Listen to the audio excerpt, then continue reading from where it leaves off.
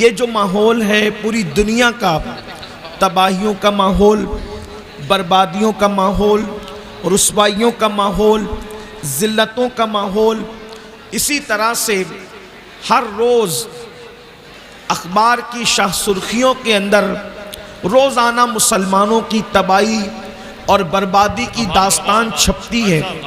T V چینلوں پر روزانہ امت مسلمہ کے وقار کا مذاق اڑایا جاتا ہے۔ ان سارے حالات میں مسلم امہ جس تباہی کے دہانے پر پہنچ چکی ہے، کوئی کہتا ہے اس کی وجہ کچھ ہے، کوئی کہتا ہے کچھ ہے۔ غرض کے دانشور اپنی اپنی آرا پیش کرتے ہیں اور ہم روزانہ کم و بیش سنتے رہتے ہیں۔ کوئی کہتا ہے یہ وجہ ہے، کوئی کہتا ہے یہ وجہ ہے، کوئی کہتا ہے یہ وجہ ہے۔ لیکن قرآن و سنت کا اگر ہم جائزہ لیں تو ہمیں یہ بات سمجھ میں آتی ہے کہ ہماری تباہی اور بربادی کی سب سے بڑی ایک ہی وجہ ہے اور اسے گناہ کہتے ہیں۔ اس لیے کہ جہاں گناہ ہے، کسی بہت بڑے مفکر نے کئی احادیث کا اتنے مجموعہ نچوڑ کر کے یہ بات کہی تھی کہ جہاں گناہ ہے وہاں فنا ہے۔ جب انسان گناہ کرتا ہے تو بربادی سے اسے دنیا کی کوئی طاقت بچا نہیں سکتی۔ جب انسان گناہوں میں مبتلا ہو جاتا ہے تو پھر اس کو بربادی سے دنیا کی کوئی قوت روک نہیں سکتی۔ اللہ اکبر! آپ دیکھیں پورے قرآن کو اٹھا کر کے آپ قرآن مقدس کا مطالعہ کریں تو آپ کو پتا چلے گا آسمان سے پتھروں کی بارش ہوئی تھی، گناہوں کی وجہ سے ہوئی تھی۔ ہواؤں کی آندھی چلی تھی، گناہوں کی وجہ سے چلی تھی۔ اللہ اکبر! زمین کے اندر قوموں کو دھسا دیا گیا تھا، گناہوں کی وجہ سے دھسایا گیا تھا۔ اللہ اکبر! ایک عالمی طوفان آیا تھا اور اس عالمی طوفان نے لوگوں کو جب وہ پانی کے اندر غرق کر دیا تھا۔ آج بھی تاریخ کے انمٹ نقوش پکار پکار کر ہمیں عبرت کی دعوت دے رہے ہیں کہ لوگ اگر دھسے ہیں زمین میں تو گناہوں کی وجہ سے، پتھروں کی برسات ہوئی ہے تو گناہوں کی وجہ سے، چہرے سور اور بندروں کی طرح ہوئے ہیں تو گناہوں کی وجہ سے۔ اور میرا اللہ قرآن میں واضح طور پر ارشاد فرماتا ہے وَمَا أَصَابَكُم مِّن مُّصِيبَةٍ فَبِمَا كَسَبَتْ أَيْدِيكُمْ، کہ تم پر جو مصیبت آتی ہے وہ تمہارے گناہوں کی وجہ سے آتی ہے۔ میرے پیارے آقا صلی اللہ علیہ وسلم کے پیارے دیوانوں، ہم یہ تصور کرتے ہیں، ہم یہ سوچتے ہیں مولانا گناہ کریں گے تو اس کی سزا قبر میں ملے گی، گناہ کریں گے تو اس کی سزا میدان محشر میں ملے گی۔ حالانکہ ایک مسلمان کو اگر یہ یقین ہے کہ میرے گناہ کی سزا مجھے قبر اور میدان محشر میں ملے گی، تب بھی تو اس کو گناہ نہیں کرنا چاہیے۔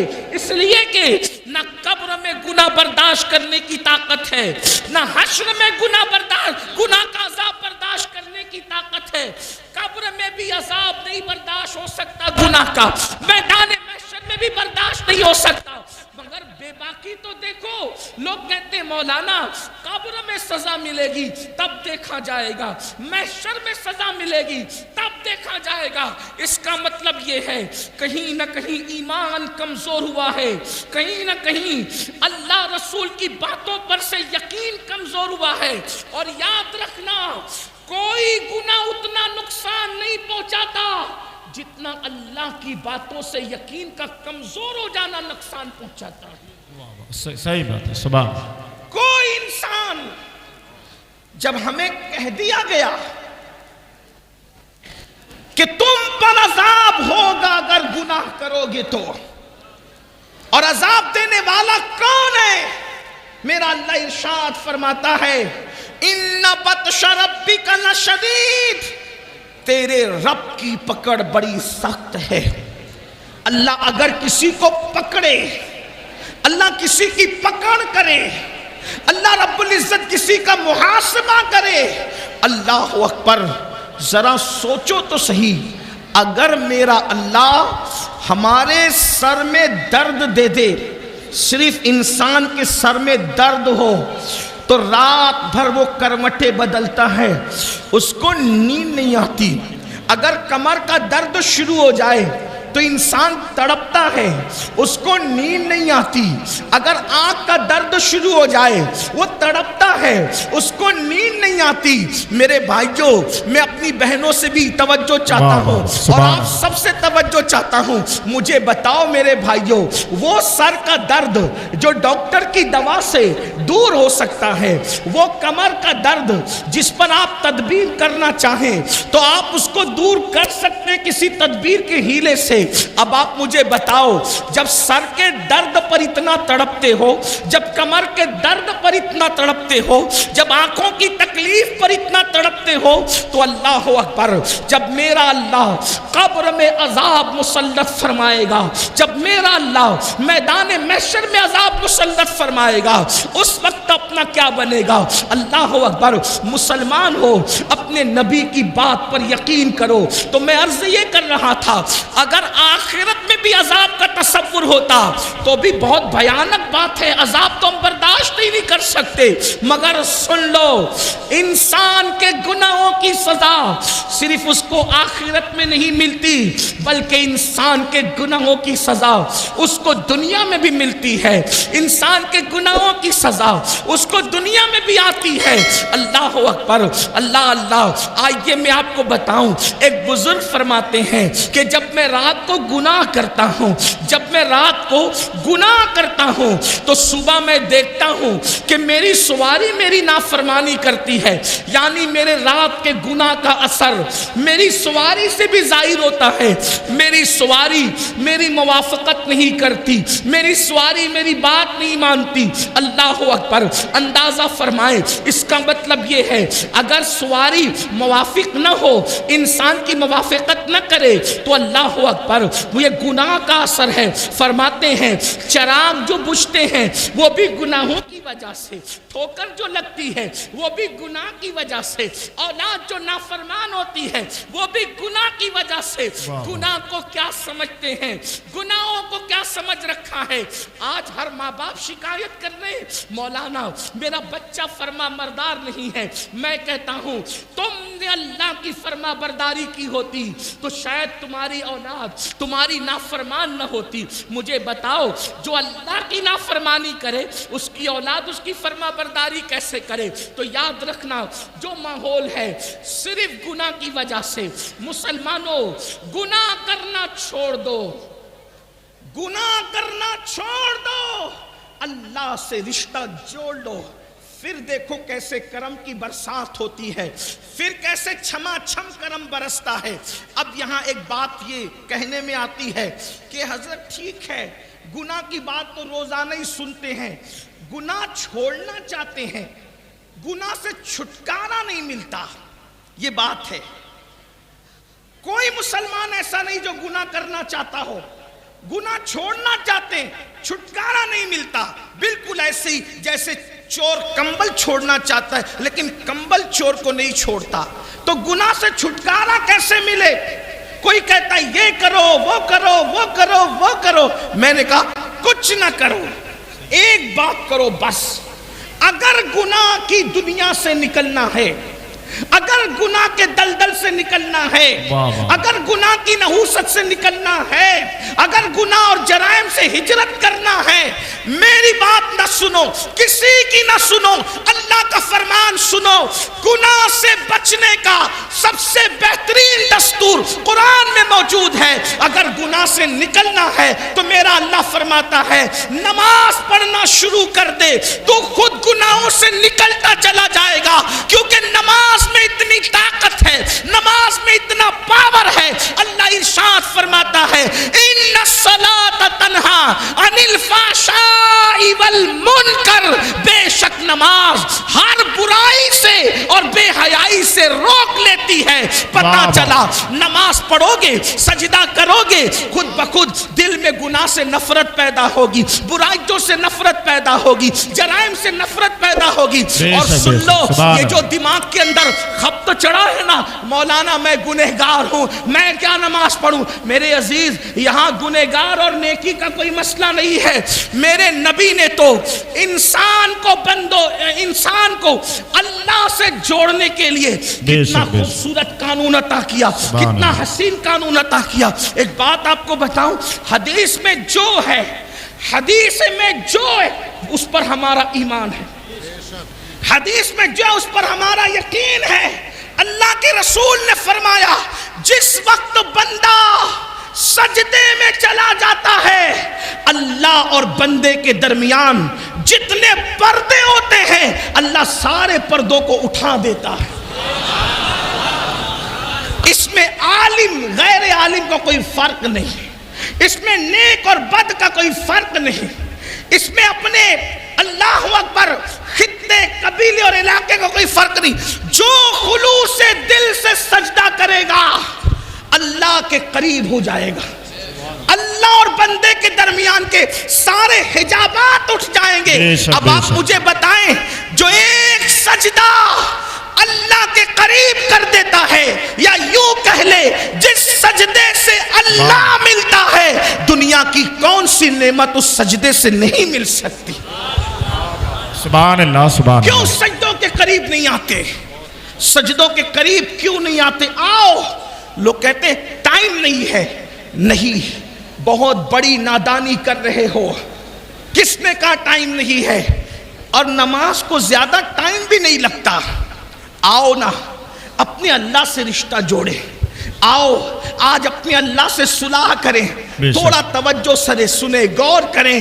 اللہ کے بندو 24 گھنٹے ایک دن میں ہوتے ہیں، ایک دن میں پورے 24 گھنٹے، ان 24 گھنٹوں میں 5 نمازیں ہیں، ایک نماز کو صرف 10 منٹ کا وقت لگتا ہے۔ اور میرے جیسا آدمی اگر اجلت میں جلدی جلدی پڑھ لے، جسے کچھ آتا ہی نہ ہو، تو وہ 8-7 منٹ میں بھی ایک وقت کی نماز پڑھ سکتا ہے۔ اللہ کے بندو 7-8 منٹ یا 10 منٹ کس کے لیے نکالنا ہے؟ اللہ کے لیے۔ اللہ کون؟ جس نے 24 گھنٹے ہمیں دیے۔ اللہ نے 24 گھنٹے ایک دن میں ہمیں دیے۔ یہ تیرے لیے بندے، پوری زندگی اس نے دی، رزق اس نے دیا، روزی اس نے دیا، زندگی اس نے دیا، خوبصورت آنکھیں اس نے دی، حسین و جمیل بال اس نے دیے، لباس اس نے عطا کیا، طاقتور جسم اس نے عطا کیا، آسمان سے پانی اس نے نازل کیا۔ بتاؤ تو صحیح، یہ پیار کرنے والے ماں باپ اس نے عطا کیے۔ مسلمانوں تھوڑی دیر ذرا سوچو، اگر دنیا میں انصاف موجود ہے، اگر دنیا میں وفا موجود ہے، آپ سے پوچھتا ہوں ایک گلاس پانی اگر کوئی ہمیں پلا دے، ہم تھینک یو کہہ کر اس کا شکریہ ادا کرتے ہیں۔ روح افزا کا ایک گلاس شربت اگر کوئی ہمیں پیش کر دے، ہم اس کا شکریہ ادا کرتے ہیں۔ کوئی نوکری 5-10 ہزار کی دلا دے، اس کا شکریہ ادا کرتے ہیں۔ مسلمانوں میں کوئی تقریر نہیں کر رہا ہوں، لیکن آپ سے صرف توجہ چاہتا ہوں، دل کا درد ہے۔ ارے نادان انسان، اگر دنیا میں وفا موجود ہے، آواز دو وفا کو۔ ایک گلاس پانی پلانے والے کا شکریہ، ایک گلاس شربت پلانے والے کا شکریہ، جس نے تمہارا رشتہ کسی کے گھر میں جڑوا دیا اس کا شکریہ، جس نے 5-10 ہزار کی نوکری لگا دی اس کا شکریہ۔ اور وہ اللہ، سبحان اللہ سبحان اللہ، بے شک، زندہ باد زندہ باد۔ وہ اللہ جس نے پانی پیدا کیا، بابا آسمان سے پانی اتارا۔ اگر اللہ پانی نہ اتارتا تو کیا کسی کا باپ تمہیں گلاس بھر کے پانی دے سکتا تھا؟ نہیں۔ اور پھر سنو، جس کے دل میں گلاس بھر کر پانی دینے کی توفیق ہوئی، وہ توفیق کس نے ڈالی؟ اگر اللہ وہ توفیق نہ ڈالتا، سبحان اللہ، تو وہ پانی دینے کی بجائے تمہارے ہاتھ سے پانی چھین لیتا۔ جی۔ آج مسلمان یہ کہہ رہا ہے ہم فلسطین میں کاٹے جا رہے ہیں اور یوپی میں ستائے جا رہے ہیں اور افغانستان میں یہ کی۔ میں نے کہا جو قوم اپنے اللہ سے غداری کرے، جی میرے جملے تلخ ہوں تو معاف کرنا، جو قوم اپنے اللہ سے، بھئی وفا بھی کوئی چیز ہوتی ہے، بے شک بے شک، جملوں کو تلخ سمجھ کر کے ناراض مت ہونا۔ کتے سے تو وفا سیکھ لی ہوتی، کتے سے۔ کتا تمہارے معاشرے میں گالی سمجھا جاتا ہے، کتے کو اس کا مالک صرف ایک روٹی دیتا ہے، ایک روٹی۔ کتے کو اس کا مالک ایک روٹی دیتا ہے، وہ رات بھر اس لیے جگتا ہے کہ میں میرے مالک کے گھر کی رکھوالی کروں۔ کتا ہے نا، کتا اسٹیج پہ کتا بولو تو بھی لوگوں کے کان پر گرا گزرتا ہے، اچھا نہیں لگتا، لیکن کیا کریں، مجبور ہیں۔ دل کا درد دیکھو، تقریر کے لیے کچھ اصول ہوتے ہیں، دل کے درد کو بیان کرنے کے لیے کوئی اصول نہیں، یہ تو بس نکلتا ہی رہتا ہے۔ اور میں کوئی خطیب مقرر نہیں کہ میں سجا کر کوئی تقریر کروں، لیکن ایک بات کہتا ہوں، میری قوم کے جوانوں بتاؤ، کتے کو روٹی اس کا مالک دیتا ہے، وہ یہ وفا کرتا ہے کہ رات بھر، ایک بات یاد، اگر اس کی برادری کے کتے 4-6 مل کر آ جائیں، اٹھ کے ان کے ساتھ نہیں جاتا، رات بھر جگ کر بیٹھا رہتا ہے پہرا دینے کے لیے۔ حد ہے، حیرت ہے۔ کتا ایک جانور ہے، حقیر جانور، ذلیل جانور، ایک روٹی پہ اتنی وفا کی اپنے مالک سے۔ ہمیں تو سب اللہ نے دیا ہے۔ بے شک، سبحان اللہ۔ کوئی ایک چیز مجھے بتاؤ جو اللہ نے نہ دی ہو، اہل منبر سے لے کے زمین پہ بیٹھے ہوئے تک مجھے ایک چیز بتاؤ جو اللہ نے نہ دی ہو۔ کون سی چیزیں بتاؤ؟ ہمارے پیر کی چپل سے لے کر سر کی ٹوپی تک واسطہ کوئی بنا دیا اللہ نے۔ بے شک بے شک، سبحان اللہ سبحان اللہ، بہت اچھا، زندہ باد زندہ باد۔ کھانا کھانے سے لے کے ہضم کرنے تک کس کی قدرت ہے؟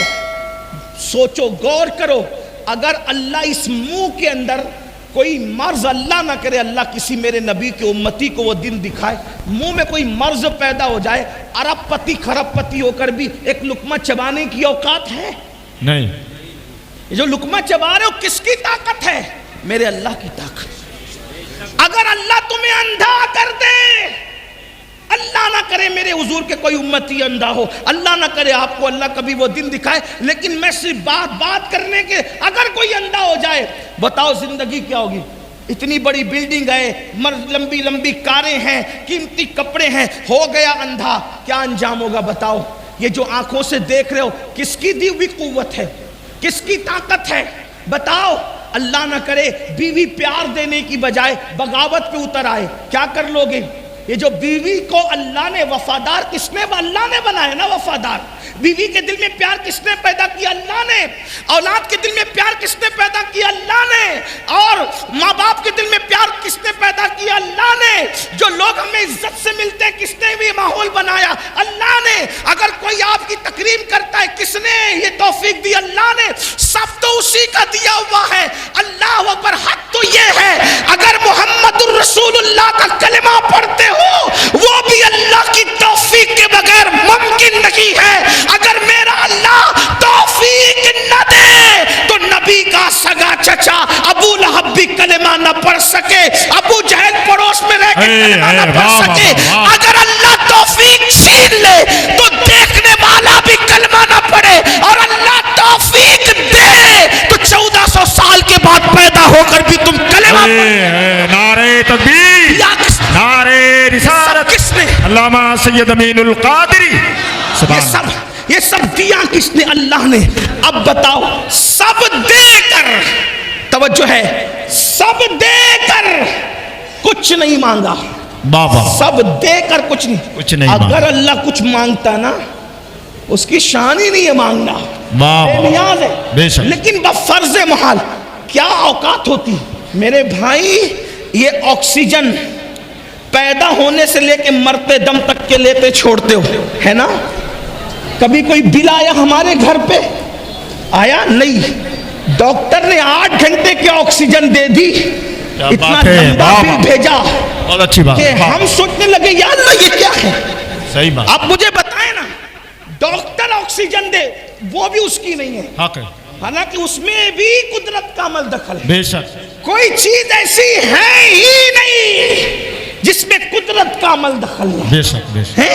ان اللہ علی کل شیء قدیر، بلکہ اللہ تو یہاں تک فرماتا ہے اے انسان اور جنات، اگر تم زمین اور آسمان کے کناروں سے نکل سکتے ہو تو نکل جاؤ، آسمان اور زمین کے کناروں سے نکلو گے تو بھی وہاں تم ہماری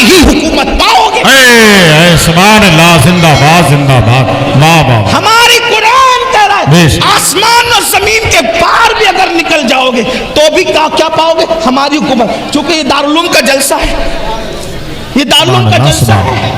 یا ایک بات عرض کرنا چاہتا ہوں،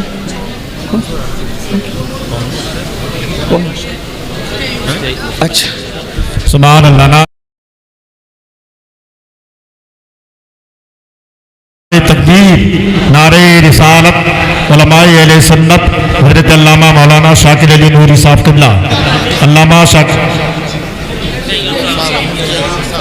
حضرت علامہ مفتی محمد ایوب صاحب قبلہ، حضرت علامہ مفتی محمد ایوب صاحب قبلہ، علماء اہل سنت مسلکی اعلیٰ حضرت علامہ سید امین القادری صاحب قبلہ، نعرہ تکبیر۔ بیٹھے رہیں آپ لوگ، بیٹھ جائیے، بیٹھ جائیے، بیٹھ جائیے، آپ مت کرو۔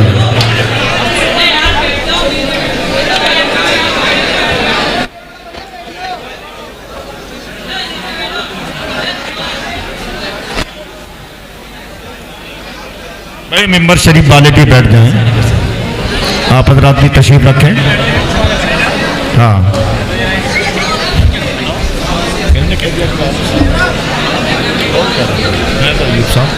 اللہ کیا آپ تو اپنے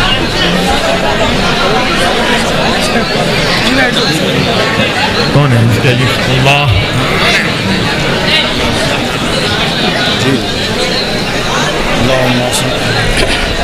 سبحان اللہ۔ ایک بار درود شریف پڑھنے بلند صلی اللہ علیہ نبی علیہ صلی اللہ اللہم صلی علی سیدنا رسول اللہ محمد معدن الجود والکرم والہ الکرام وابنہ الکریم و امتہ الکریم یا اکرم الاکرمین وبارک وسلم صلاۃ و سلام علیک یا جد الحسن والحسین۔ اہل سنت و جماعت کی اس علاقے کی عظیم دینی مرکزی درسگاہ جامعہ نعیمیہ مراد آباد کے ایک عظیم عالم دین حضرت علامہ مفتی ایوب صاحب قبلہ نعیمی مدظ اللہ العالی کی تشریف آوری، حضرت کا استقبال ہے۔ حضرت کی دعائیں لیتے ہوئے گفتگو کو آگے بڑھا۔ ایک بار درود شریف بلند آواز سے پڑھنے آپ۔ اللہم صلی علی سیدنا و شفیع اللہ رب محمد صلی اللہ علیہ وسلم نحن عباد محمد صلی اللہ علیہ وسلم صلاۃ و سلام علیک یا جد الحسن والحسین۔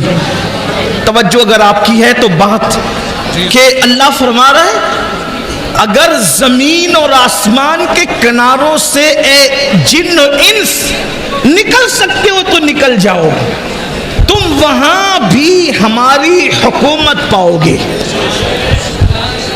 دارالعلوم کا جلسہ ہے، لوگ سائنس پر بہت سینہ پھلا رہے ہیں۔ دیکھیے قرآن سائنس کے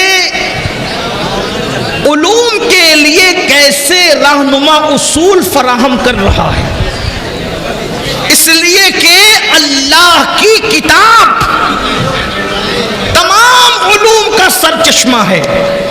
بے شک جس وقت قرآن نے یہ کہا اے جن و انس اگر تم زمین اور آسمان کے کنارے سے نکل سکتے ہو تو نکل جاؤ، وہاں بھی ہماری حکومت پاؤ گے۔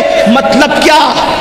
اس وقت تو لوگوں کو شعور اور ادراک ہی نہیں تھا کہ کوئی زمین کے کنارے سے بھی باہر نکل سکتا ہے۔ یہ ممکن ہے زمین کے کنارے سے باہر نکلنا۔ یہ بنیاد کس نے فراہم کیا؟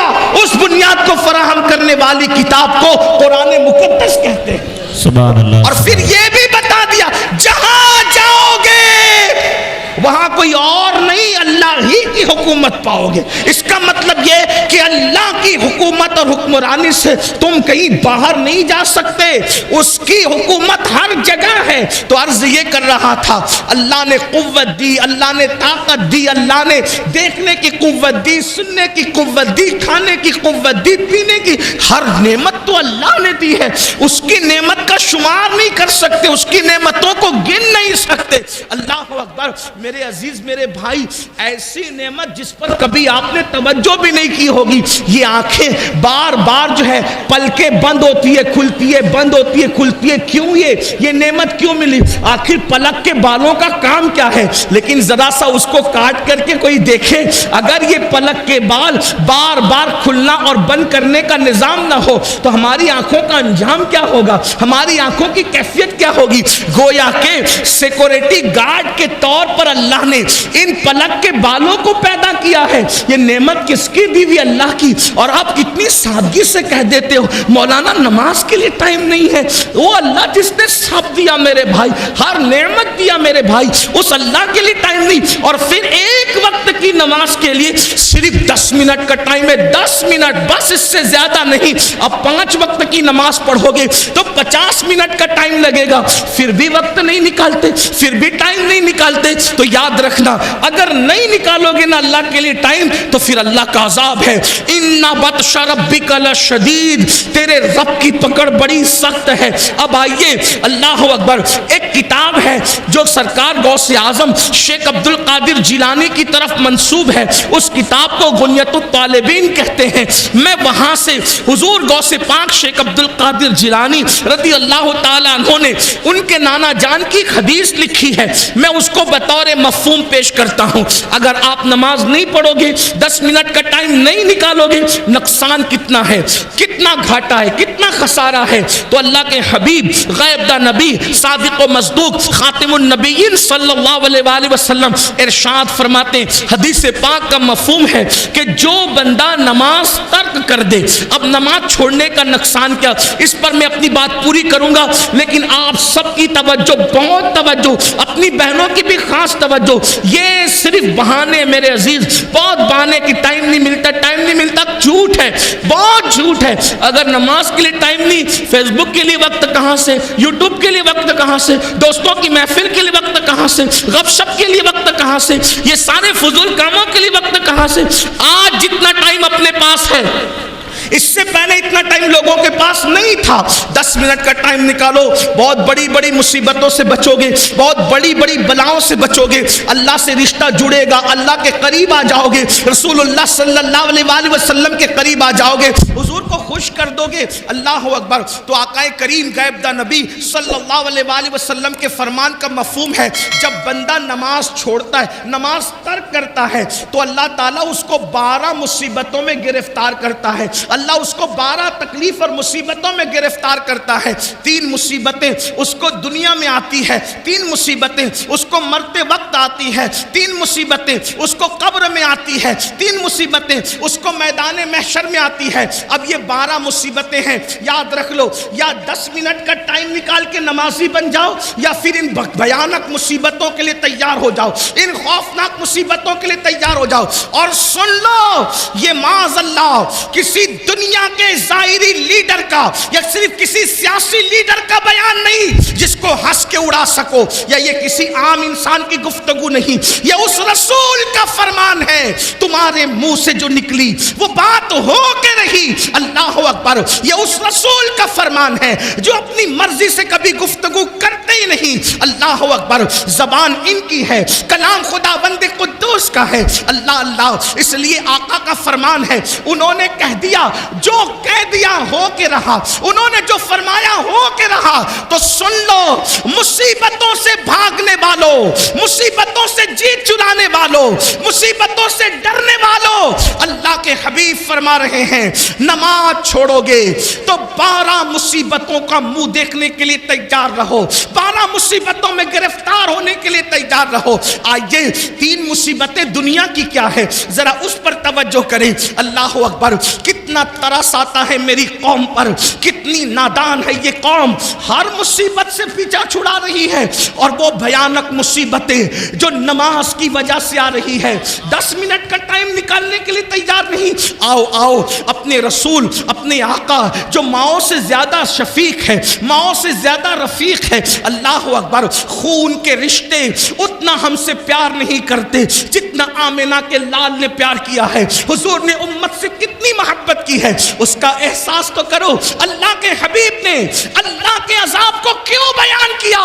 تاکہ سن لو، ہوشیار ہو جاؤ، اپنے آپ کو اللہ کے عذاب سے بچاؤ، ورنہ سن لو، اچھی طرح سن لو، کسی انسان میں اتنی طاقت نہیں ہے کہ اللہ کے عذاب کو برداشت کر سکے۔ واللہ سارے زمین اور آسمان مل کر اللہ کے عذاب کو اٹھانے کی طاقت نہیں رکھتے۔ یہ نازک سا وجود جو پسو، کھٹمل اور چونٹی کے کاٹنے پر بھی بے چین اور بے قرار ہو جاتا ہے،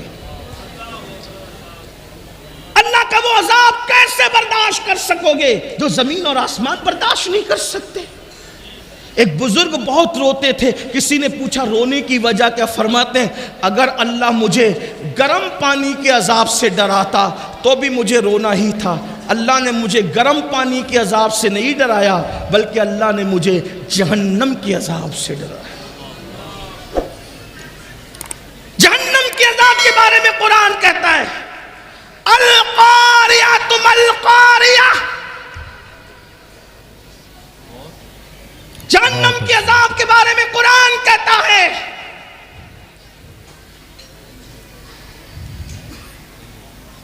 میرا اللہ ارشاد فرماتا ہے جہنم کے عذاب کے بارے میں، اور کیا فرما رہا ہے؟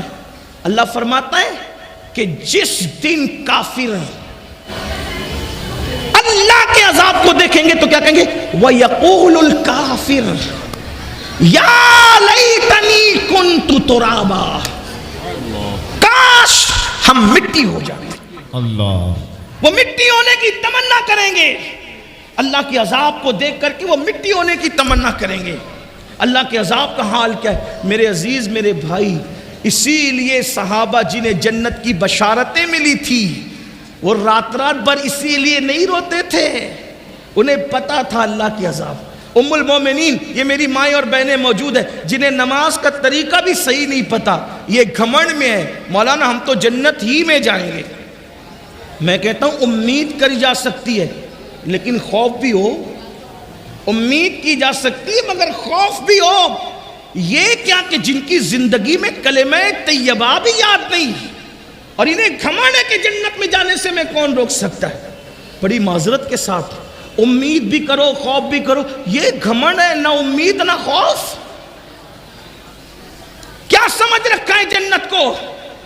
ہم تو لوگوں سے کہتے ہیں 1857 کے بعد والوں نے جتنا جنت کو مشکل بنایا ہے اتنی بھی جنت مشکل نہیں ہے، اور جتنی آسان آپ کے شاعروں نے جنت بنا دی ہے اتنی بھی آسان جنت نہیں ہے، نہ اتنی مشکل ہے نہ اتنی آسان ہے۔ پھر اعتدال کی راہ کیا ہے؟ تو میرے امام اسے اعتدال کی راہ کو بیان کرتے کہتے ہیں وہ تو نہایت سستا سودا۔ واہ واہ واہ، سبحان اللہ۔ اعتدال کی راہ کیا ہے؟ نہ 1857 کے بعد والوں کی فکر جو انہوں نے بہت مشکل کر دی کہ کچھ بھی کر لو جنت میں نہیں جاؤ گے، یہ مشکل، اور آپ کا حال یہ ان کو دیکھو اور ان کو دیکھو اور جنت میں چلے جاؤ۔ میں کہتا ہوں کہ ساری نسبتیں عظمتیں سراخوں پہ انکار نہیں، لیکن جن کو دکھا کر جنت بانٹ رہے ناظم صاحب آپ، ان کے ایمان پہ خاتمے کی بھی کوئی گارنٹی آپ کے پاس ہے؟ تو نہ اتنی مشکل نہ اتنی آسان۔ امام کی فکر یہ کہ وہ تو نہایت سستا سودا بیچ رہے ہیں جنت کا، ہم مفلس کیا مول چکائیں، اپنا ہاتھ ہی خالی ہے۔ سبحان اللہ سبحان۔ ہمارے پاس مول کیا ہے؟ بھئی چیز کتنی سستی ہو اور ہمارے پاس نہ ہو اس کی قیمت آپ کی توجہ ہے؟ دیکھیں آسانی سے سمجھ میں آئی، چیز کتنی سستی ہو اور ہمارے پاس قیمت نہ ہو، لے سکتے ہیں۔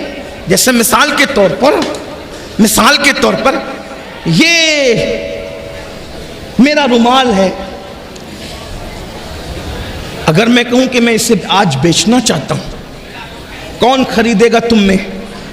تو میرا حسن ظن یہ کہتا ہے کہ میرے عزیز میرے بھائی لوگ جو مجھ سے محبت کرتے ہیں پیار کرتے ہیں، اگر میں اس کی قیمت یہ کہہ دوں 500 روپے تو ابھی 500 کی کئی نوٹیں نکل آئے، 5000 تو بھی نکل آئے، 10,000 میرا حسن ظن کہتا ہے تو بھی نکل آئے، لیکن میں یہ رومال چلے بیچ ہی دوں، کتنے میں خریدو گے؟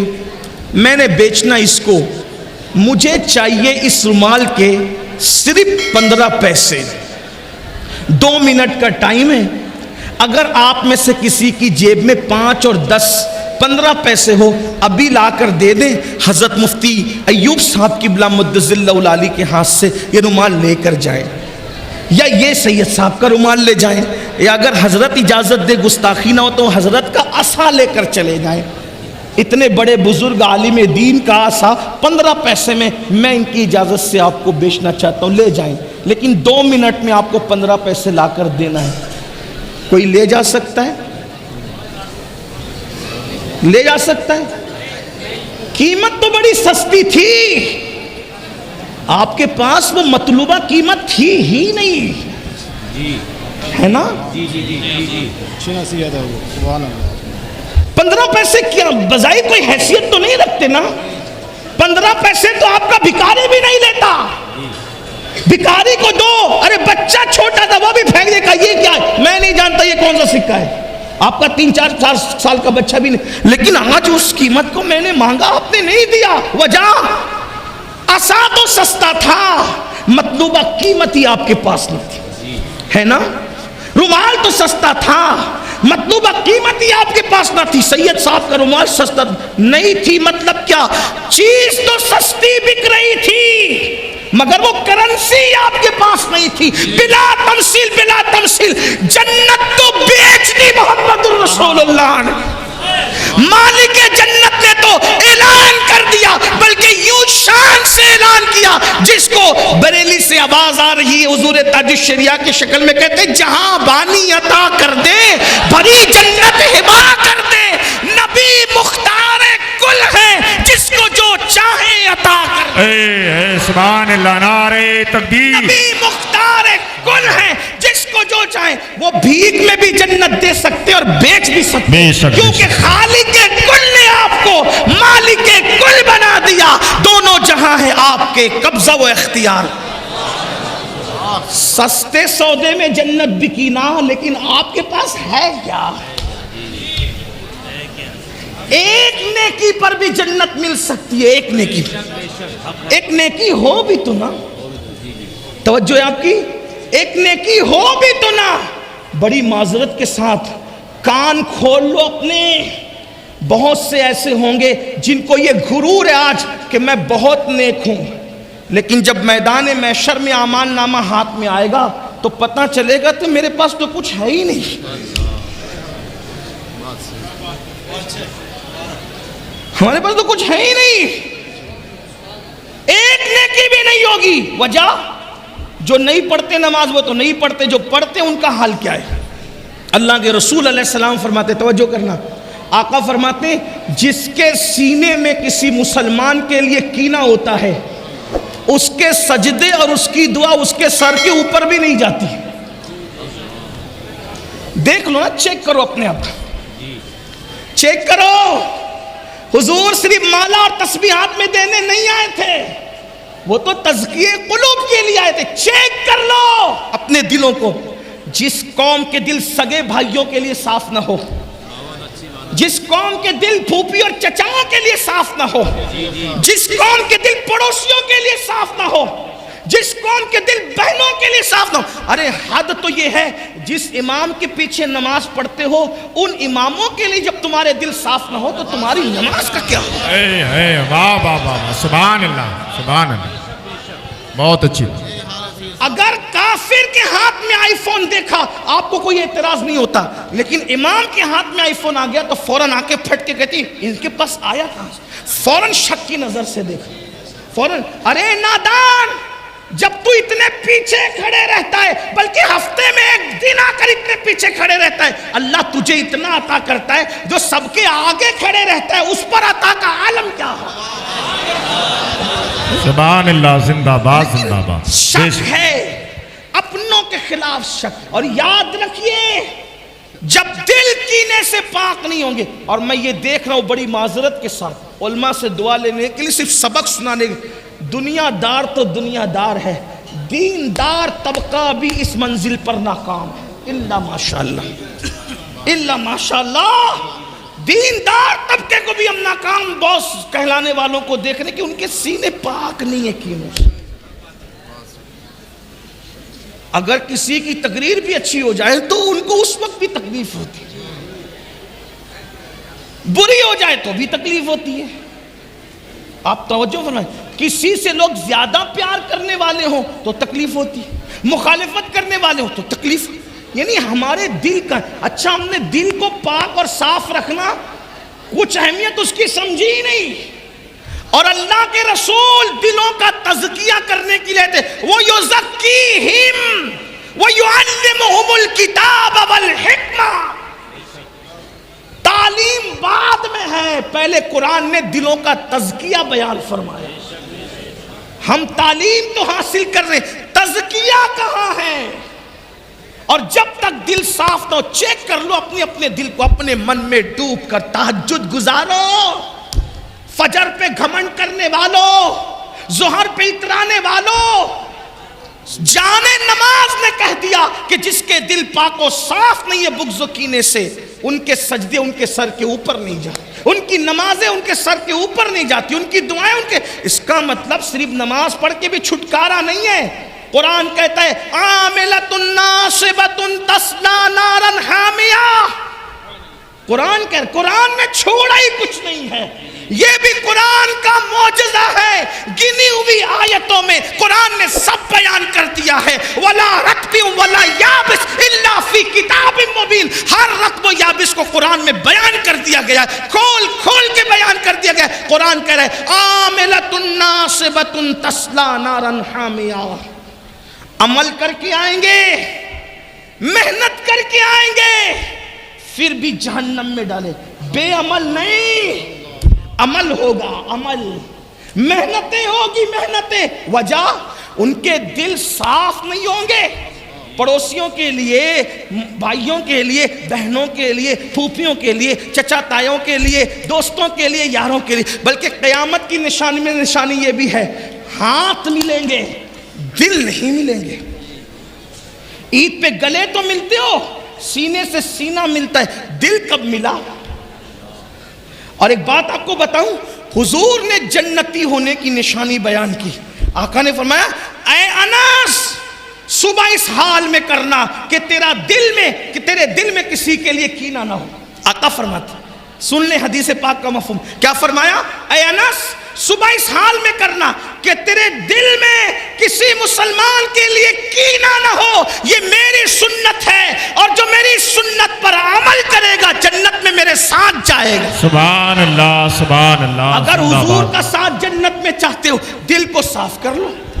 اب کہتے ہیں ارے حضرات ہم تو دعا کرتے قبول نہیں ہوتی۔ سیدنا ابو ہریرہ دمشق گئے، ملک شام۔ جب دمشق گئے تو لوگوں نے کہا اے صحابی رسول آپ دعا کیجئے، توجہ کرنا، آپ دعا کیجئے، صحابی کی دعا ہم سب کے حق میں قبول ہوگی۔ حضرت ابو ہریرہ نے فرمایا ایک ہی شرط پہ دعا کروں گا، توجہ ہے نا آپ کی توجہ، بہت اچھے سے سن رہے ہو لیکن مزید توجہ، بہت اہم موڑ پر گفتگو آ رہی ہے۔ کیا فرمایا؟ ضرور دعا کروں گا، شرط ہے اگر کسی کے اپنے رشتہ دار سے رشتہ ٹوٹا ہوا ہے تو پہلے وہ میری محفل سے باہر نکلے، کیونکہ رشتہ داروں کے لیے کینے والوں کے درمیان میں دعا نہیں کروں گا، کیونکہ میں نے اپنے نبی سے سنا جس محفل میں رشتہ داروں کے لیے کینے والے موجود ہوں، رشتہ توڑنے والے موجود ہوں، رشتے کو منقطع کرنے والے موجود ہوں، اللہ دعا قبول نہیں کرتا۔ فرماتی ہے میری دعا اگر لینا ہے تو پورے مجمع میں جس نے اپنے رشتہ داروں سے بات بند کر رکھی ہے باہر جائے، مگر وہ خیر القرون تھا، وہ خیر القرون تھا، اگرچہ اصحاب رخصت ہو رہے تھے لیکن سینئر تابعین کا دور شروع ہو چکا تھا۔ پتہ ہے جب پورے مجمع میں دمشق میں اعلان ہوا کہ دل میں کینے رکھنے والے اور رشتے توڑنے والے محفل کے باہر نکلیں، تو پوری محفل میں کوئی بھی ایسا نہیں تھا جو جائے سوائے ایک جوان کے. وہ جوان اٹھا اور اٹھ کے جانے کے بعد فوراً گھر پہنچا, اپنی پھپھی کے پاس گیا, کہا پھپھی اماں مجھے معاف کر دو, میں نے تم سے بات بند کر رکھی تھی. وہ پھپھی نے کہا اب ہوش آیا تجھے؟ کہا ہوش اس لیے آیا کہ حضرت ابو ہریرہ نے اپنی محفل سے مجھے نکال کے بھگا دیا کہ جب تک کہ رشتوں کو کاٹنے والے, دل میں کینہ رکھنے والے میں موجود ہوں گے میں دعا نہیں کروں گا. تو پھپھی امی اب صحابی کی دعا کی برکتیں لینی ہے تو میں تمہارے ساتھ صلح کرنے کے لیے آ گیا. آپ مجھے بتائیں, یہ مقبول دعاؤں کی محفلیں تھی. ہماری محفل کا حال تو یہ ہے, اگر 100 لوگ موجود ہیں تو 98 لوگ تو سارے بغض کینہ لے کر کے آتے ہیں, پھر کہاں دعا. لوگ کہتے ہیں مولانا پہلے جب بارش مانگنے کے لیے جاتے تھے تو جاتے تھے بھیگ کے آتے تھے, پہلے کے مولانا لوگ ایسے تھے. میں نے کہا ہوش کے ناخن لو, مولانا تو اب بھی ویسا ہی مولانا ہے, تمہارے دل کہاں ہے؟ آمین کہنے والوں کے دل کہاں ہے؟ دل میں بغض ہے, کینے ہے, حسد ہے. اور ایک بات اور آگے بڑھ کے بتاؤں, اب توجہ کرنا, جب پھپھی کے لیے, بھائی کے لیے, چچا کے لیے دل صاف نہ ہو تو یہ حال ہے کہ سجدے سر کے اوپر نہ جائیں اور جو ماں باپ کی بد دعا لیں, جو ماں باپ کو تڑپائیں, ماں باپ کو سسکیاں لینے پہ مجبور کریں. کسی کے ماں باپ کسی کے دروازے پر روٹی کا ٹکڑا مانگ کر کے گزارا کر رہے ہیں, کسی کے ماں باپ مسجد کے زینے پہ بیٹھ کر کے بھیک مانگ کر کے گزارا کر رہے ہیں, کسی کے ماں باپ اللہ اکبر کسی کے یہاں برتن جھاڑو کر کے اپنا گزارا کرنے پر مجبور ہے. اے میری قوم کے جوانوں, یاد رکھو جب تک کہ اللہ کے بندوں کو خوش نہیں کرو گے اس وقت تک اللہ آپ سے ہم سے راضی نہیں ہوگا. سرکار غریب نواز رضی اللہ تعالیٰ نے ارشاد فرماتے ہیں کہ بندوں کے دل سے اللہ تک پہنچنے کا راستہ جاتا ہے, یعنی جب تک دلوں کو خوش نہیں کرو گے اس وقت تک تم اللہ کو راضی نہیں کر سکتے. حضرت سیدنا امام جعفر صادق کا قول ہے, روئے زمین پر جتنے ذرات ہیں اس سے زیادہ اللہ تک پہنچنے کے راستے ہیں.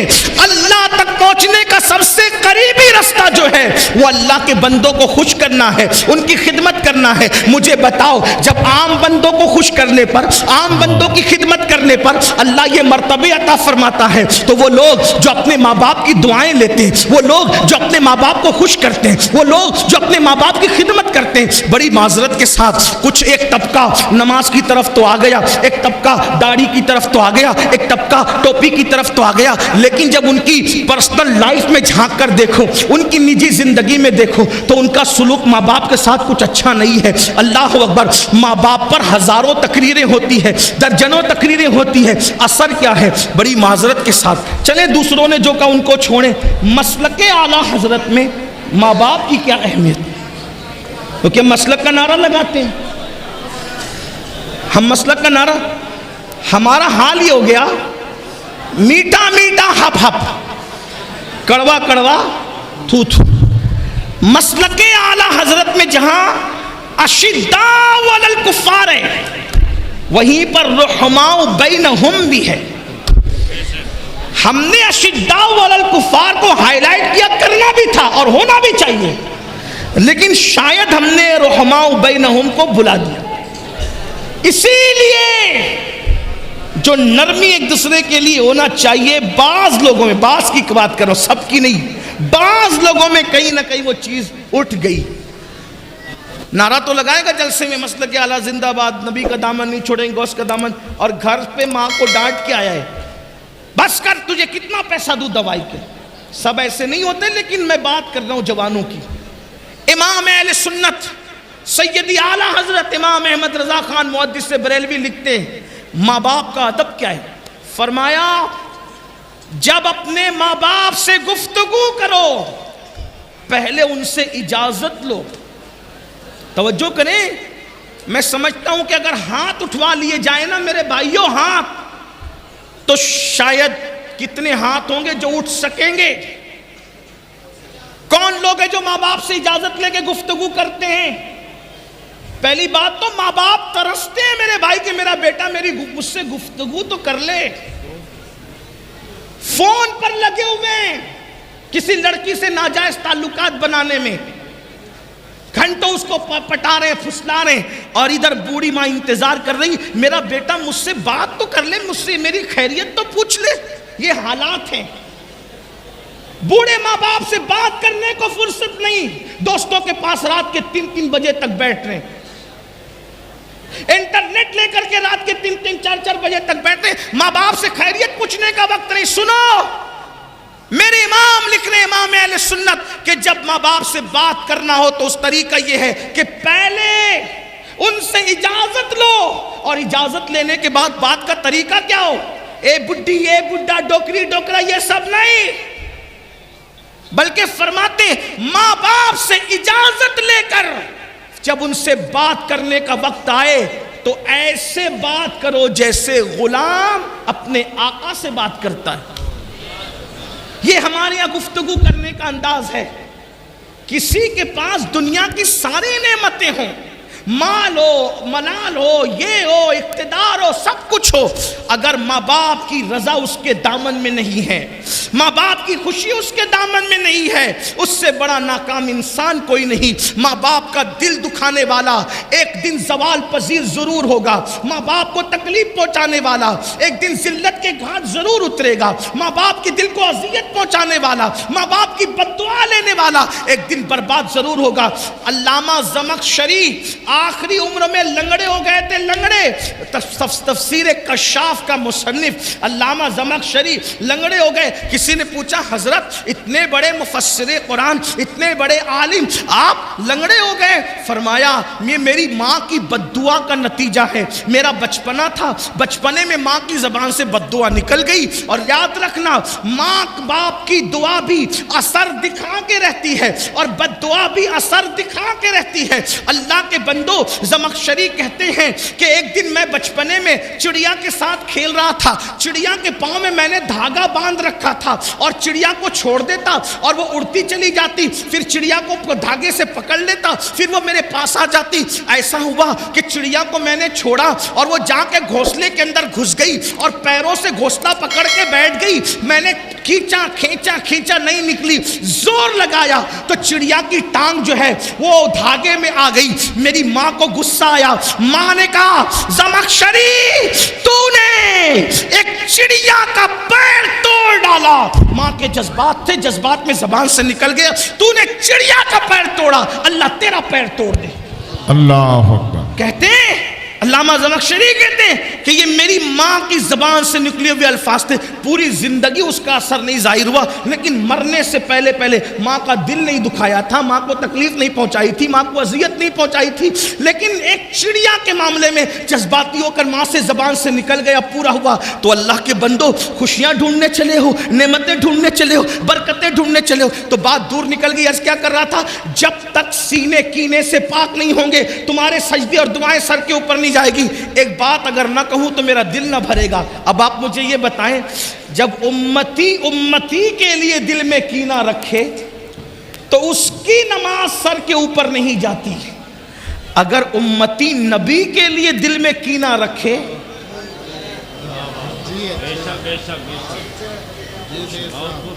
پھر وہاں تو نماز کا تصور ہی ختم ہے۔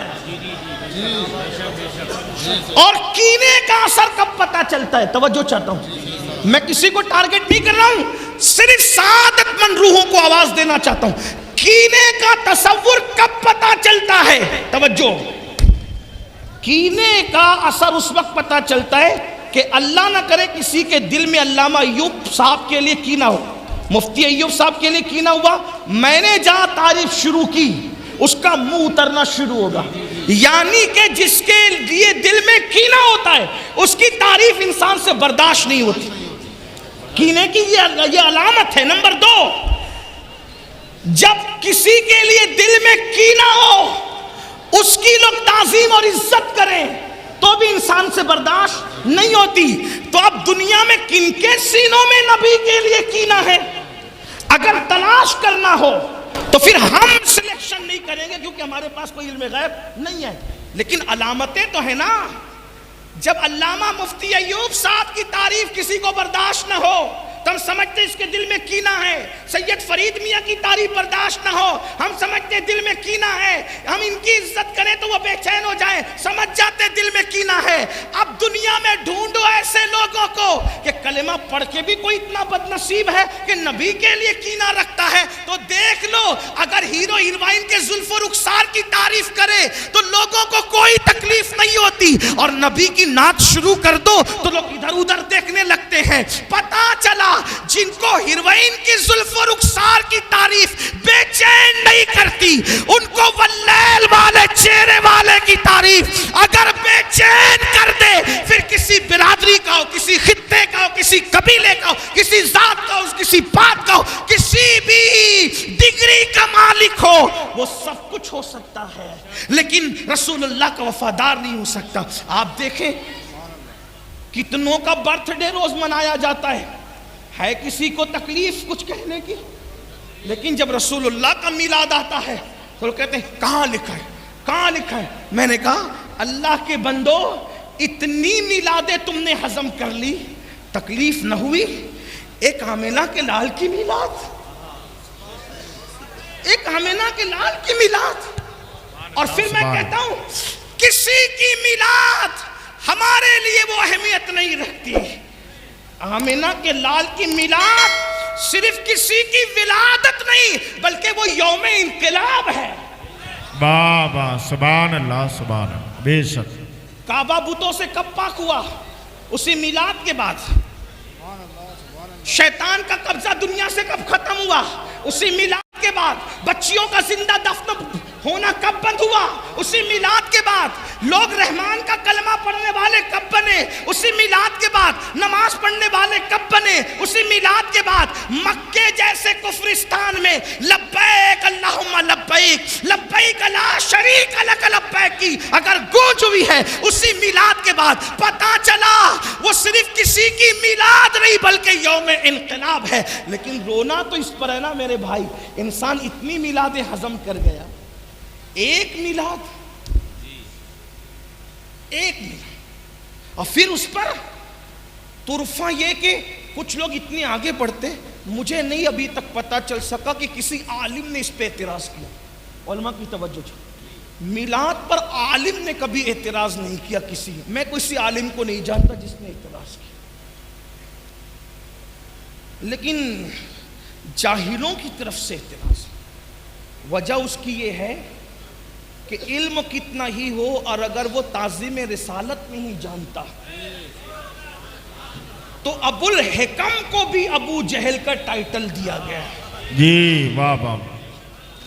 عالم کبھی بھی اعتراض نہیں کیا، تو کہا جاہلوں کی طرف سے کہا کہ یہاں تک کہہ دیا کہ یہ میلاد تو شرک ہے۔ میں نے کہا اللہ کے بندو، رب کی شان ہے لم یلد ولم یولد، تو جس کا میلاد منایا تو شرک کی کاٹ تو یوں ہی ہو گئی۔ تو نبی کے لیے دل میں بغض نہ رکھو، کینہ نہ رکھو، بلکہ دیکھو کیا فکر ہونی چاہیے۔ لوگ کہتے تھے، کیا کہتے تھے؟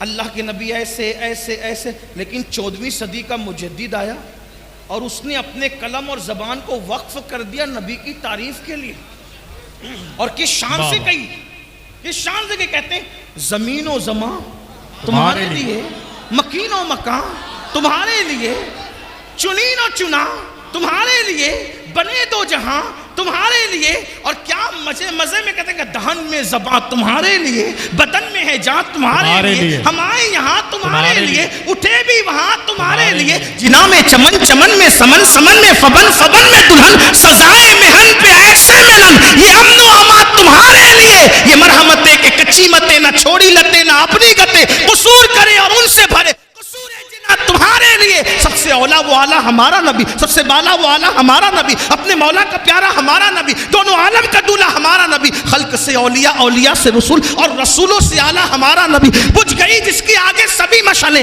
شمع وہ لے کر آیا ہمارا نبی، ملک کونین میں انبیاء تاجدار، تاجداروں کا آقا ہمارا نبی، حسن کھاتا ہے جس کے نمک کی قسم، وہ ملی دلارہ ہمارا نبی، جس نے ٹکڑے کیے ہیں قمر کے وہ ہے نور وحدت کا ٹکڑا ہمارا نبی، کون دیتا ہے دینے کو منہ چاہیے، دینے والا ہے سچا ہمارا۔ اے سبحان اللہ، اللہ اکبر، یا رسول اللہ، زندہ باد، زندہ باد۔ اللہ کے بندو، جب نبی کی تعریف ہو تو دل چھوٹا نہ کیا کرو. اگر کسی کے دل میں کینہ ہے تو کیسے پتا چلے؟ کہ بے جان جھنڈے کو تو سلام کرتا ہے, زندہ نبی پہ سلام پڑھنے کو اعتراض کرتا ہے. واہ واہ واہ واہ, بات ہے, سبحان اللہ, زندہ باد. اندازہ فرمائیں, میں واللہ کسی کو ٹارگٹ نہیں کر رہا ہوں, صرف آپ کے سامنے چور کی نشانیاں رکھتا ہوں. آپ مجھ سے زیادہ دانشمند ہیں نا. جب کپڑا خریدنے میں اتنی احتیاط ہے کہ 4 دکان ڈھونڈ کے کپڑا خریدتے ہو, تو پھر کسی کی اقتداء کے سے پہلے بھی آپ کو تھوڑا سا خیال ہونا چاہیے. اپنی جیب کا پیسہ ضائع کرنے کے معاملے میں اتنے حساس ہو, اپنی نمازیں ضائع کرنے کے معاملے میں کیوں اتنی نادانی سے کام لیتے ہو؟ ایسے ہی کسی کے بھی پیچھے نہیں. اب کس کے پیچھے پڑھو میں یہ نہیں کہہ رہا ہوں, میں تو صرف کیونکہ ایک داعی کی حیثیت سے میں اشارے دینا چاہتا ہوں. میں یہ نہیں چاہتا کہ کل میرے بعد کوئی آ کر کہہ دے کہ وہ تو لڑا گئے. ہم صوفیہ کے غلام ہیں, ہم لڑنے لڑانے والی بات نہیں کرتے. ہم تو نشانی دے جا رہے ہیں, ڈھونڈ لینا, تلاش کرنا, عقل مند ہونا. سوچو, بے جان جھنڈے کو جس کا انتخاب انسانوں نے کیا ہے, اس کے لیے سلام بھیجنے پر کوئی اعتراض نہیں. اور وہ زندہ نبی جس کی وجہ سے ساری سلامتیاں ہیں, جھنڈے کے لیے قیام کیا, اٹھ کے کھڑا ہوا, کوئی تکلیف نہ ہوئی, اور نبی کے لیے اٹھ کے کھڑا ہو گیا تو تکلیف ہو گئی. امام کہتے ہیں آنکھیں ملنا, کیا بات کی, آنکھیں ملنا, جھنجھلا پڑنا, لاکھ جمائی انگڑائی. آنکھیں ملنا, جھنجھلا پڑنا, لاکھ جمائی انگڑائی. ارے نام پہ اٹھنے کو لڑتا ہے, اٹھنا بھی کچھ گالی ہے. نام پہ اٹھنے کو لڑتا ہے. امت کو اتحاد کی ضرورت ہے. جب جھنڈے کے لیے ہم کھڑے ہو سکتے ہیں تو سارے جھنڈے جس کے قدموں میں آ کے عزت پاتے ہیں اس کے لیے کیوں اٹھ کے کھڑے نہیں ہو سکتے؟ واہ واہ واہ, سبحان اللہ, سبحان اللہ. روزانہ استاد کی تعظیم کے لیے اسکول کا ہر بچہ کھڑے ہوتا ہے. اسکول میں 8 پیریڈ ہوتے ہیں, 8 پیریڈ میں کھڑے ہونا پڑتا ہے. ہم بھی کھڑے ہوئے, آپ بھی ہوئے ہوں گے. میرے عزیز, جو فزکس پڑھائے اس کے لیے اٹھ کے کھڑے ہوئے, جو ریاضی پڑھائے اس کے لیے اٹھ کے کھڑے ہوئے, اور جو کہتا ہے بوئس تو معلمہ کہ میں کائنات کو علم سکھانے کے لیے آیا ہوں, کم از کم یہ نہیں سوچا. اس کا مطلب کہیں نہ کہیں آپ انگریز کی تحریک کا شکار ہوئے ہیں, آپ کے دل میں کہیں نہ کہیں بغض ہے. تو یاد رکھو, بات بہت دور نکلی. کہاں چل رہی تھی بات؟ اللہ کے رسول صلی اللہ علیہ وآلہ وسلم نے ارشاد فرمایا, جو نماز نہیں پڑھے گا نماز چھوڑ دے گا, حدیث پاک کا مفہوم ہے, وہ 12 مصیبتوں میں گرفتار ہوگا. 3 دنیا میں, 3 قبر میں, 3 مرتے وقت, اور 3 میدان محشر میں. اب ذرا سن لے اس کو, میں جلدی پڑھ سکتا ہوں, پڑھ دوں؟ جی جی. آپ تھک تو نہیں گئے نا؟ نہیں. تھک جائے تو چپ ہو جانا, میں سمجھ جاؤں گا کہ آپ تھک گئے. کچھ لوگ مجمع دیکھنے آتے ہیں, پھر ان کو تھک جاتے تو چلے جاتے, اور کچھ سننے آتے ہیں تو وہ کہتے ہیں کہ نہیں, جب تک سلام نہ پڑھا جائے ہم نہیں جائیں گے. ہاں, تو ہمیشہ ہمارا ٹارگٹ وہی ہوتے ہیں جو سننے آتے ہیں. صحیح ہے, تو آپ کی توجہ ہے, بات آگے بڑھا سکتا ہوں. 3 مصیبتیں دنیا میں, جلدی پڑھ رہا ہوں. نمبر 1, جو نماز چھوڑ دے اللہ اس کی روزی سے برکت اٹھا لے. سب لوگ ہو نا پریشان ہو, کچھ لوگ خوش ہو رہے ہوں گے, ارے یہ کیا مولوی بات کر رہا ہے, بولے برکت اٹھا لیتا ہے اللہ. ہم تو برسوں سے نماز نہیں پڑھتے, کروڑ پتی ہے. ہم نے کہا آپ سمجھے نہیں بات کو, ایک ہے کثرت اور ایک ہے برکت. آپ کے پاس کثرت ہے, آپ کروڑ پتی ہے, برکت نہیں ہے. کروڑ پتی ہو کے بھی آپ بے چین ہے, بے قرار ہے, سکون نہیں ہے. کہتے ہو نا سب کچھ ہے مولانا, سکون نہیں ہے. کیوں؟ کثرت ہے, برکت نہیں ہے. دیکھو کثرت اور برکت کی مثال بتاؤں. کتے کے بچے درجنوں پیدا ہوتے ہیں, کثرت ہے. اور بکری کے صرف 2-3 پیدا ہوتے ہیں, برکت ہے. کتوں کا ریوڑ نہیں ملے گا, بکریوں کا ریوڑ ملے گا, جبکہ ہزاروں ذبح کی جاتی ہے. کیوں؟ کتوں میں کثرت ہے, بکریوں میں برکت ہے. اور آسان کر دیں اس کو, یزید 8 بیٹے چھوڑ کے مرا تھا. 8 بیٹے چھوڑ کے مرا تھا. آج کوئی کوئی آل یزید نہیں ملتی، کیونکہ کثرت تھی کثرت۔ حسین ایک بیمار چھوڑ کے گئے تھے۔ آپ سنیوں کا کوئی محلہ نہیں ملتا جہاں پر سید نظر نہ آتے۔ اے سبحان اللہ، سبحان اللہ، نعرہ تکبیر، نعرہ رسالت، مسلک اعلیٰ حضرت علامہ سید امین القادری، بہار طیبہ کانفرنس۔ سبحان اللہ، سبحان اللہ، واہ اللہ نے برکت کتنی دی، برکت کتنی دی۔ دیوا شریف چلے جاؤ امام حسین کا بیٹا، مہارارا شریف چلے جاؤ امام حسین کا بیٹا، کلیہ شریف چلے جاؤ امام حسین کا بیٹا، اجمیر شریف چلے جاؤ، یعنی زمین کے اندر بھی بیٹے عزت سے آرام کر رہے ہیں اور زمین کے اوپر بھی، بے شک بے شک، سبحان زمین کے اوپر۔ کیوں؟ وہاں کثرت تھی، یہاں برکت ہے۔ تو کثرت محنت سے ملتی ہے، برکت کرم سے ملتی۔ تو اللہ سب سے پہلے بے نمازی کی روزی سے برکت اٹھا لیتا ہے۔ اب برکت گئی تو پھر آپ آتے ہو حضرت تعویذ۔ دیکھو میں تعویذ کا مخالف نہیں ہوں، لیکن اتنا کہتا ہوں اتنے پاگل نہ بنو۔ مفتیان کرام، علماء کرام کو صرف سبق سنانے کے لیے اگر غلطی کروں گا تو اصلاح کر دیں گے۔ سحر، جادو، بلا، جن، بھوت کا اثر ہونا، تعویذ اس کا علاج ہے۔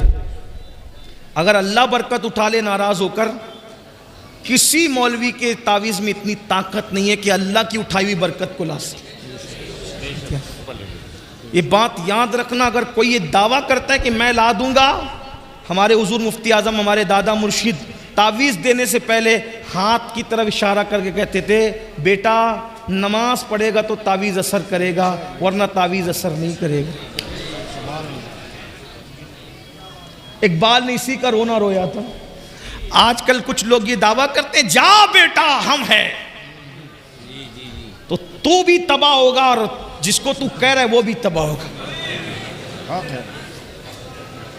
اللہ کے رسول فرمائے جو نماز چھوڑ دے اللہ اس سے اپنی کرم کی چادر ہٹا لیتا ہے۔ جب اللہ کرم کی چادر ہٹا لے تو ہم ہیں، تو ہونے والا کون ہے؟ اقبال نے اسی کا رونا رویا تھا، کہا تھا نگاہ دین و متاع دین و دانش۔ اقبال بڑا مفکر تھا، بڑا رونا رویا اس نے اپنی قوم پہ، کہا متاع دین و دانش لٹ گئی اللہ والوں کی، متاع دین و دانش لٹ گئی اللہ والوں کی، یہ کس کافر ادا کا غمزہ خوریز ہے ساقی، یہ کس کافر ادا نے اپنی مستیاں بکھیری ہے کہ اللہ والوں کی متاع لٹ گئی۔ لیکن پھر وہ نا امیدی کا شاعر نہیں تھا، مایوسیوں کا شاعر نہیں تھا، وہ امیدوں کا پیام دینے والا تھا۔ لیکن جب یہ رونا رویا تو ساتھ میں امید بھی کی کہنے لگے نہیں اقبال مایوس اپنی کشت ویرا سے ذرا نم ہو تو یہ مٹی بڑی زرخیز ہے ساقی، ہم مایوس نہیں ہیں، انشاءاللہ یہ جلسہ